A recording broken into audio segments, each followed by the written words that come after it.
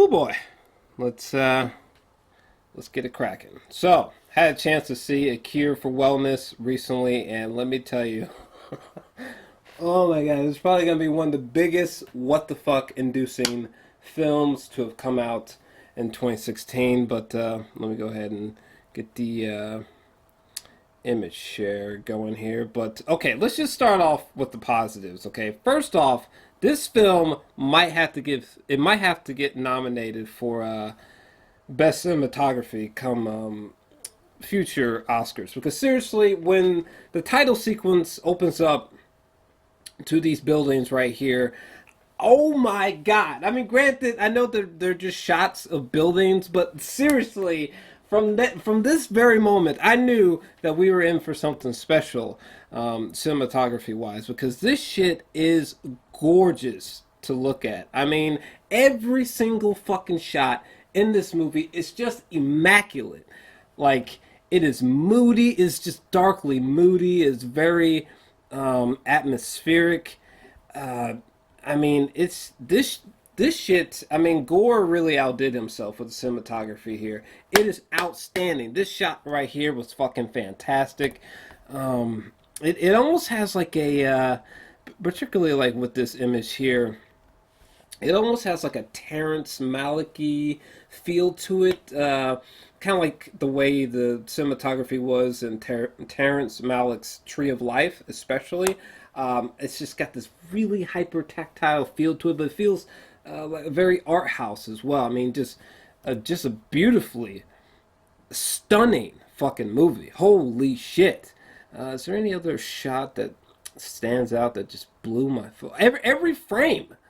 Every single frame in this movie is outstanding. I love the facility. This giant kind of it kind of is reminiscent of Shutter Island and House on Haunted Hill from the early 2000s. That's what this facility looks like.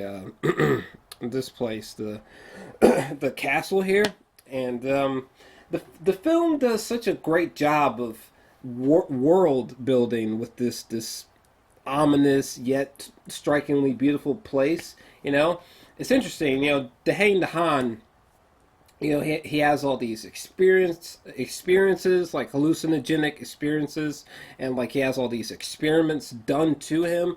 And what's interesting is that he's kind of put into this like dream like state, not steak, you know, I love steak, but this dream-like state where, you know, he's not sure what time it is. His watch stops working.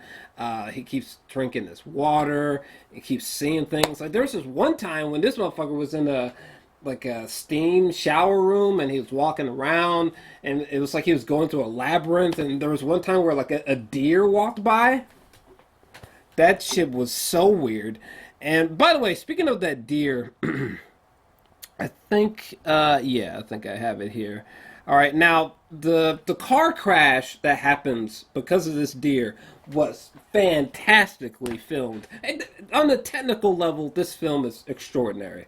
And the performances are good, but visually, I'm telling you, this movie is exceptional visually, and the sound design is great too. But it's time to get into the negatives. All right, first off, this deer, every time it was on screen, it was just so obviously CGI, and it really took me out of the movie every single time the CGI deer was on screen.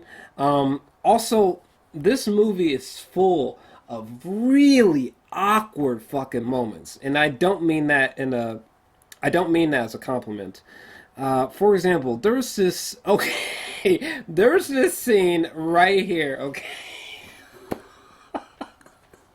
where this woman just out of nowhere was just like, "Have you ever had a?" I mean, I don't remember what she said verbatim, but she says something like, "Have you ever had a big black dick in your ass?" And I was just like, who wrote that? Who wrote that line? Like that line of dialogue. That line of dialogue was just whoa. Was just out of fuck nowhere. It was so awkward. It was I'm not sure how I was supposed to interpret that line, but God to the damn. Yeah. And then like another really, I mean, the movie is full of awkward moments, but this moment right here, for example, like I kind of liked what was going on. DeHaan in that like sleep deprivation tank and like the eels, and it was kind of ominous. But like when this dude's just sitting over here just fapping to this woman, and she's like putting this shit on his tongue, and he's just like furiously fapping, and I was just like, the fuck? I mean, granted, I mean, you could argue that, like, well, you weren't supposed to like it, Jor-El, but I, I don't know. It was just awkward and not in a good way. And the movie's full of moments like that. At the end, where shout out to this cute ass chick, but loved her character, by the way. I love the moment where actually, let me side note with her character. Where is it? Oh, this moment right here. Just a little bit before this moment where she was dancing to that awesome sounding song. I love that sequence. It was so hypnotic, and I don't know. Also, that sequence where right before DeHaan's car crash, where she was just like standing on the ledge of that castle, just like staring at DeHaan as he's being driven away. Like that part was so eerie to me. Like, what the fuck was that shit? Anyways, and speaking of which, like there were some moments that just kind of got underneath my skin. Like this moment right here, I was like, what the fuck? What the fuck? The fuck is this shit? Or when this motherfucker was put in some kind of, I can't remember what scene that was. I don't think I have it up here. Ah, who gives a shit? But the scene with my boy Hap from the OA, when he puts this tube down fucking DeHaan's throat and just starts pumping like this dirty ass liquid into his body with these little baby eels. I was like, no, the fuck, the fuck is that bullshit? Goddamn. Oh, and again, the cinematography, boy, whoo, whoo. But anyway, back to the negatives. The movie's full of just really, really awkward moments. Like the ending of the fucking movie. Where's that one? Okay, this is gonna be kind of really dark. Might be a little bit hard to see, but at the very end, when DeHaan's work, his employers show up, which I don't understand. Like you send DeHaan out into the field, but the bosses, like, okay, where's that?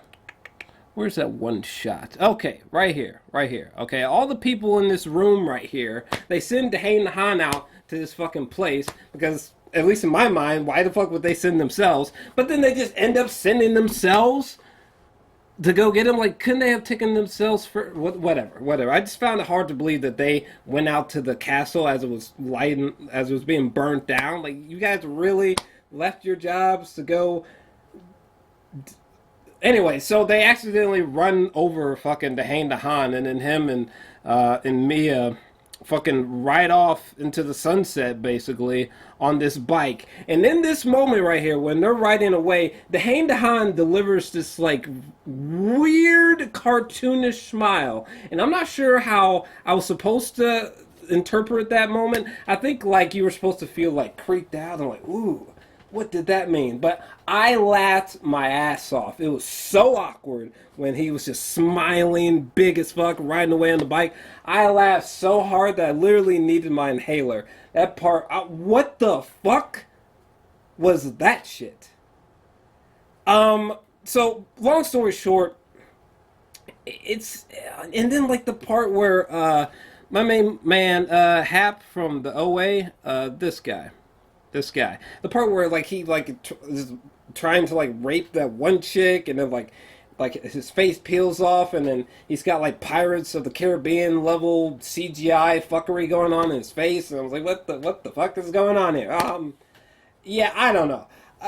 It's I will say this: this movie is like, I don't know. It's just like letting this wave of weird shit just wash over you, and it is quite hypnotic. But it's also filled with really awkward ass fucking moments. And WT WTF moments that